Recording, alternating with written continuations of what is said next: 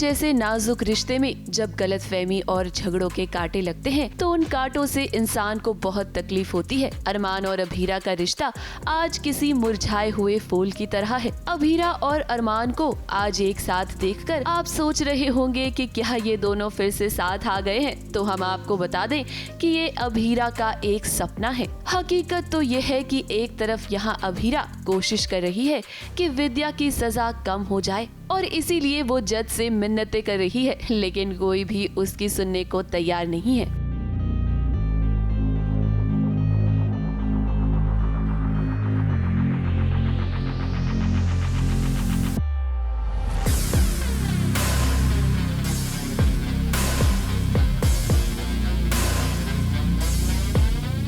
मुझे बात करनी थी आपसे। मेरी मदर इन लॉ का केस बहुत ज़रूरी है, सर प्लीज़ बेल करवा दीजिए।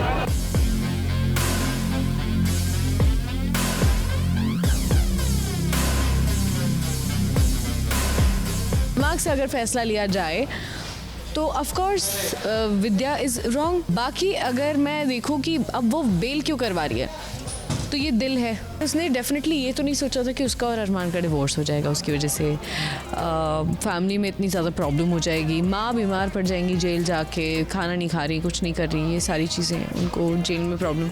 तो इतना सब आगे का सोचा नहीं था।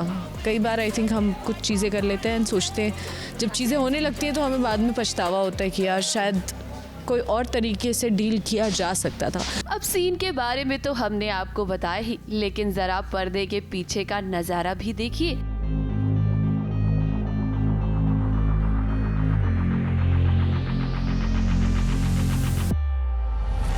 यहाँ विद्या तो अभी भी सदमे में है। अरमान विद्या से मिलने गया है, लेकिन उस वक्त भी विद्या को कोई सुध-बुध नहीं है। अपनी माँ की ये हालत देखकर अरमान का दिल रो रहा है।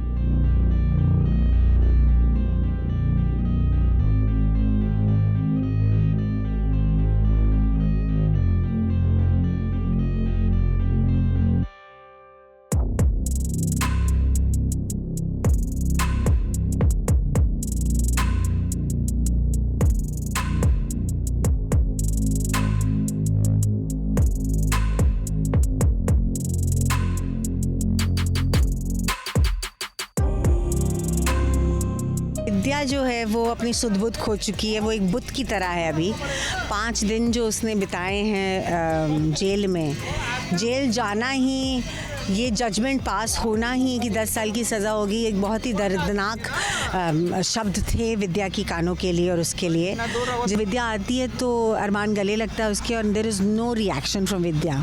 विद्या उसको देखती भी नहीं है, नज़रें भी नहीं मिलाती उससे। वो अपने ही किसी पता नहीं ख्याल में है कि कोई ख्याल नहीं है। ये आभास अरमान को होता है कि माँ मेरे गले नहीं लगी हैं। फिलहाल कहानी जिस तरह से आगे बढ़ रही है, ये देखकर लग रहा है कि अरमान और अभीरा के रिश्ते आगे और भी बिगड़ने वाले हैं, यानी कि ये दोनों इतनी जल्दी तो नजदीक नहीं आएंगे। मुंबई से शिवानी सिंह के साथ एबीपी न्यूज रिपोर्ट।